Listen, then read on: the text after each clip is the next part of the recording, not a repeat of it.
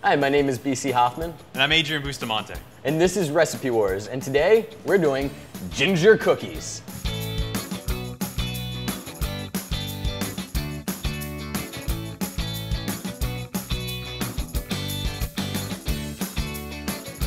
So I'm actually super excited. I'm doing Martha Stewart's. And yes, I'm super excited to do Martha Stewart's, I know, but... Never seen someone so excited to do a Martha Stewart recipe With before. their gingerbread cookies! We're gonna make one of my favorite cookies, chewy chocolate gingerbread cookies, which, what's in the dough, Sarah? Cocoa powder, it's a few ingredients, but fresh ginger and chocolate chunks and cocoa powder and flour and, you know, butter and the usual ingredients. But yeah. Okay. So you're making is that a These 2 are ounce? These are pretty big. These are 1.5 inch balls, and then once you make the balls and roll them into balls, they get chilled and then they get rolled in sugar. Oh, I love this part. Oh, and they're chocolate gingerbread cookies, which makes it so much better, because what's better than chocolate and ginger? I mean, really? If you put bacon in there, maybe that would be. And if money showered you, that would be good too. But, that too. Yeah, tell us about the recipe. What's going on with it? So I'm really excited about my spices. I've got my cinnamon, my nutmeg, my cloves, my cocoa powder, my salt, my ginger powder. But then again, I also have fresh grated ginger, which I'm gonna be throwing in there. And that is gonna be awesome. And then on top of that, I've got my chocolate going in. Semi-sweet chocolate, 7 ounces of pure delight going in. Everything's gonna be combined with some nice butter. We're gonna have some delicious ginger chocolate cookies. And I'm doing Paula Deen's recipe for the gingerbread cookies. It is a classic recipe. I want to show you a wonderful ginger cookie that's going to be so good with our butter pecan ice cream.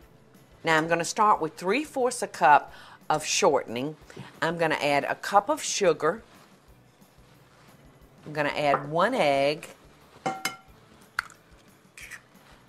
and 1/4 a cup of molasses.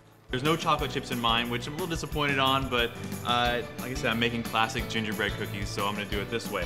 The biggest difference between mine and Martha Stewart's, or Paula Deen's and Martha Stewart's, is he's using butter and I'm using shortening. Shortening? Shortening! And we're using the same spices in mine as in BC's, just minus the cocoa powder.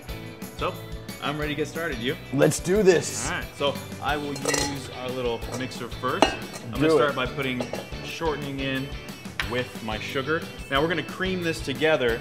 And the funny thing about this, we're actually not making a cream per se. It's a little bit of a misnomer, but you're just gonna be blending these together to make sure they mix well. While you're doing that, I'm actually gonna grate the ginger. Now a little side note, make sure that you have your oven temperature preheated right now. Yours is going at 325, I believe, or 350? Mine's 325. I'm glad we got that out of the way and corrected. So I'm gonna grate my ginger. First trick to do when you're doing that is make sure you just wanna take a quick spoon and just get that excess skin right off. Peel it that way. So the reason why the spoon works really well on ginger is not only does it not take off too much of the actual peel, it also gets right in between the nooks and the crannies of your ginger. So you're really getting every little bit of that skin right off and keeping the majority of the flesh of your ginger root. So all you're gonna do is you're gonna take your flour, and then once you've got your flour in the bowl, you're gonna take all your spices and you're just gonna knock those right on in there. Boom. And then what we're gonna do is we're gonna sift the flour with our whisk. And this makes it really just a nice and aerated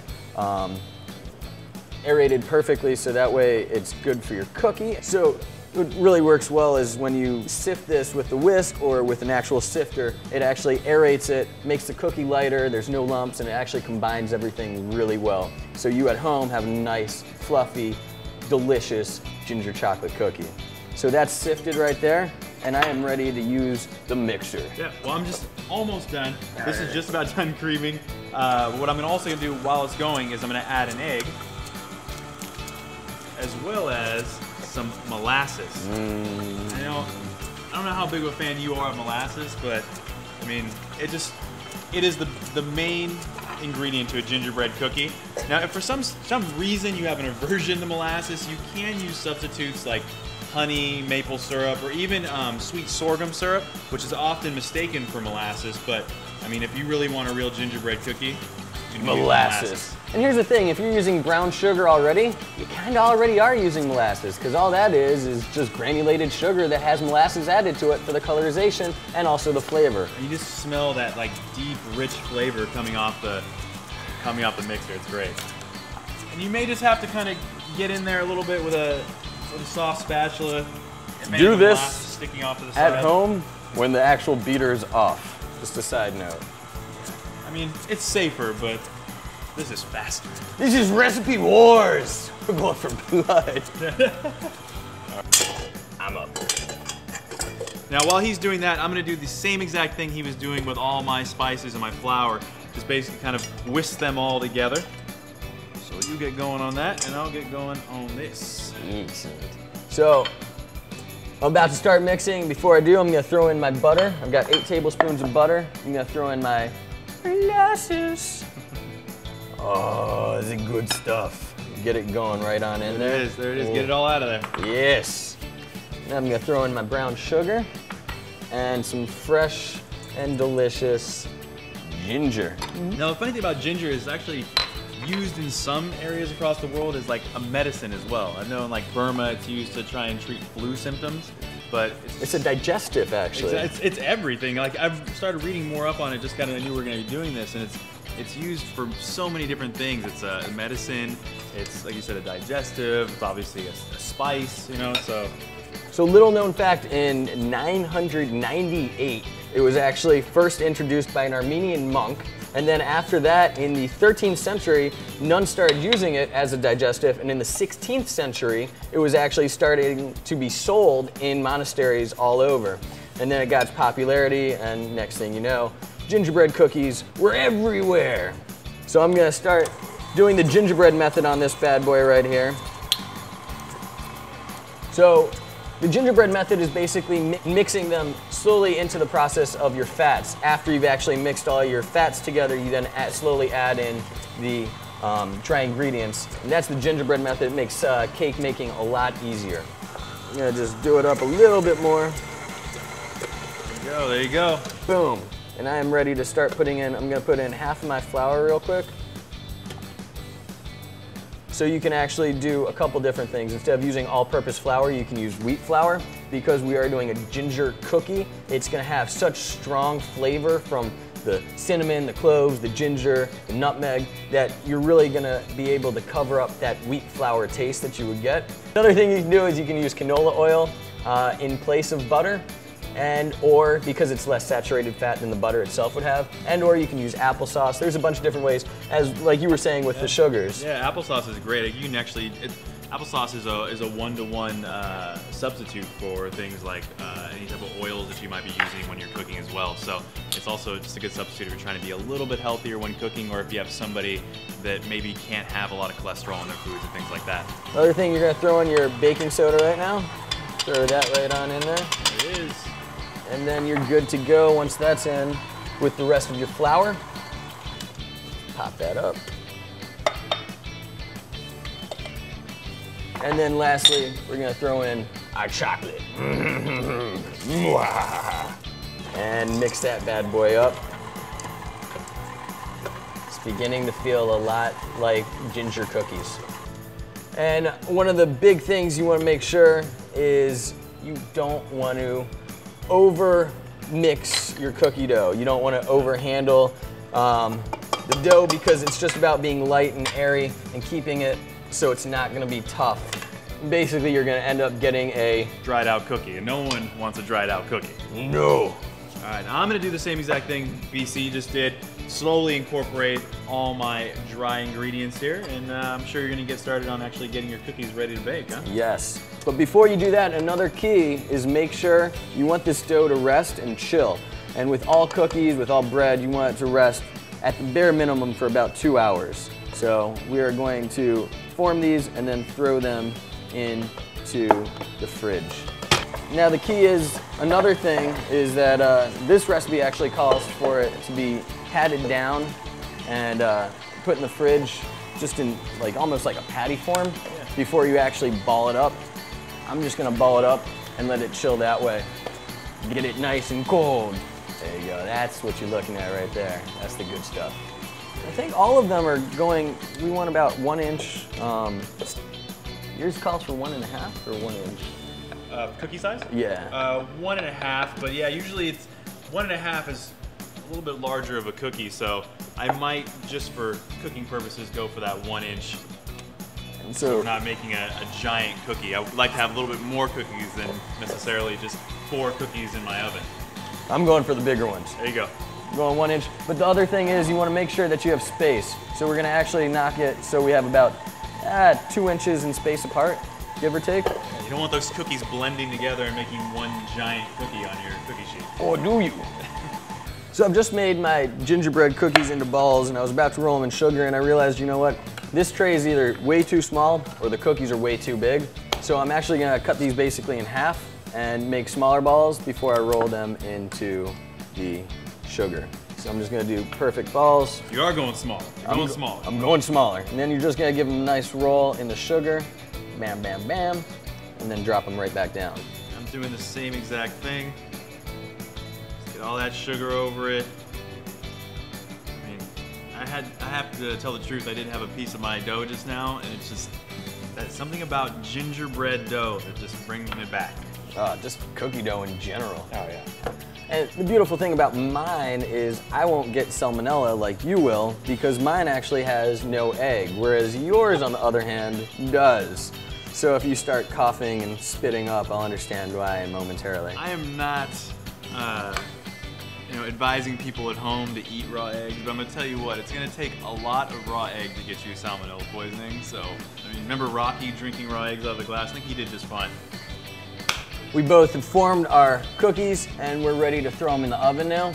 Yep, I'm gonna pop mine in at, well, first I'm actually gonna chill mine, and then I'm gonna pop it in the oven at 350 for about 12 minutes or so, just kind of keeping an eye on them to make sure they're not burning or getting too brown, but I think I'm ready to go. And I'm gonna do the same thing at 325 for 8 to 10 minutes, and we're ready to do this. And just so you know, if you have extra batter at home, you don't have to make all the cookies at once. They're only gonna really be good for 1 to 2 days, unless you have them in an airtight container. So take that extra and throw it in the freezer. It's good for like a month if you have it covered, and you can pull them out whenever you're ready to bake more. Or you could just gorge on cookies. Cookie dough. Let's do it.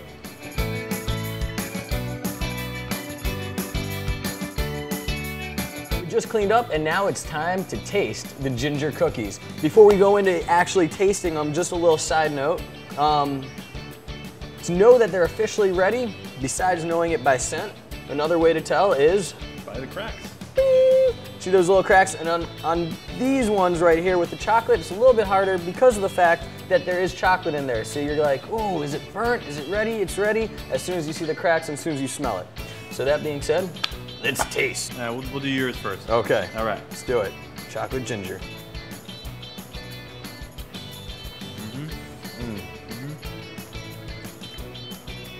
I mean, you get those immense, that ginger flavor, but it's not really overpowering, which you gotta really watch out. You don't put too much ginger in your recipe because it can really overpower that cookie and make it a terrible, terrible cookie. But this is a great mixture, and the chocolate chips actually add to it. I've had some instances where I've had desserts in the past with like a ginger chocolate type mixture that something just doesn't seem right, but it's a good compliment. They do complement each other. Yeah, it's no bitterness.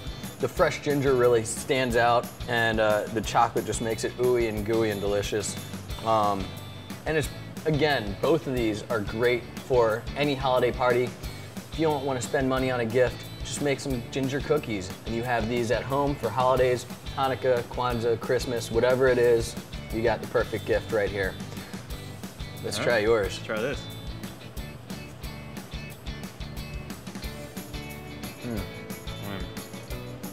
It's a gingerbread cookie. This is a classic gingerbread cookie. It's classic. I mean, this is, when I have a gingerbread man, this is what I want it to taste like. I love it because it's not like hard. Like you get some gingerbread cookies, and it's partially because they might be sitting out for a longer time, but they're not soft enough. This is so soft. Yeah. So this is a little bit drier. And this is nice and moist. I mean, the difference between these two, and the reason obviously mine's gonna be a little, I wouldn't call it dry necessarily, but it's just more crumbly than his, is because of the butter versus mine, which has the shortening in it. So, I don't know. I'm a little torn because like this, mine is definitely a gingerbread cookie, whereas obviously you can taste the ginger in yours, but now I'm getting more of like a chocolate chip cookie.